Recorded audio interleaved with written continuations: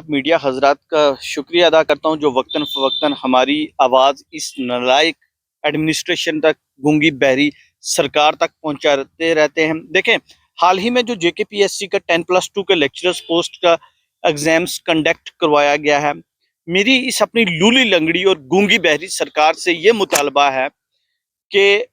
इससे पीछे जो हो गया वो हो गया। इसके बाद जेकेपीएससी किसी किस्म का भी कोई अगर एग्जाम्स कंडक्ट करवाती है, चाहे वो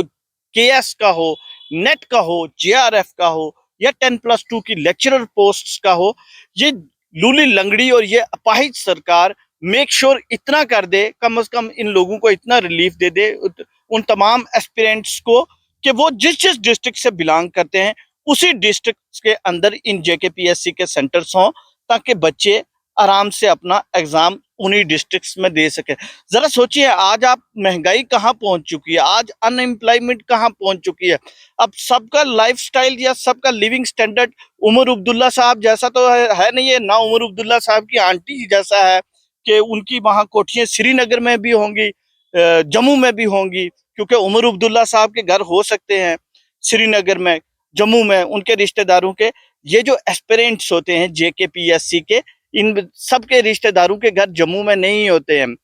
ये बेचारे जब इनका एग्जाम होता है, इनके तो 10 दिन पहले सोचना पड़ता है कि हम लोग वो 4-5 हजार रुपया कहाँ से लाएंगे, किस तरीके से मैनेज करके वहां पे जाएंगे। तो इस सरकार को ये सोचना चाहिए, और जिस चीज का मैं मुतालबा कर रहा हूँ कि जेकेपीएससी के सेंटर्स तमाम की तमाम डिस्ट्रिक्ट्स के अंदर होने चाहिए। ये कोई इतनी बड़ी डिमांड भी नहीं है जिसे उमर अब्दुल्ला साहब या इनकी एजुकेशन मिनिस्टर सकीना इतू फुलफिल ना कर पाए। कैन यू इमेजिन, आप इमेजिन कीजिए जरा, मेरा पूंछ से वो बहन भाई जम्मू जाके कैसे पेपर देता होगा, रामबन का आप सोचिए कैसा आता होगा। इसी तरीके से अगर श्रीनगर में आप देख लें, गांधरबल से, बडगाम से और डिफरेंट डिस्ट्रिक्ट से कैसे ये लोग जम्मू कश्मीर और श्रीनगर पहुंचकर पेपर देते होंगे। यही कहूंगा कि हाल ही में देखें, अगर हमारे इंडिया ने चांद पे कदम रख दिया, मैंने जैसा कि आपको पहले कहा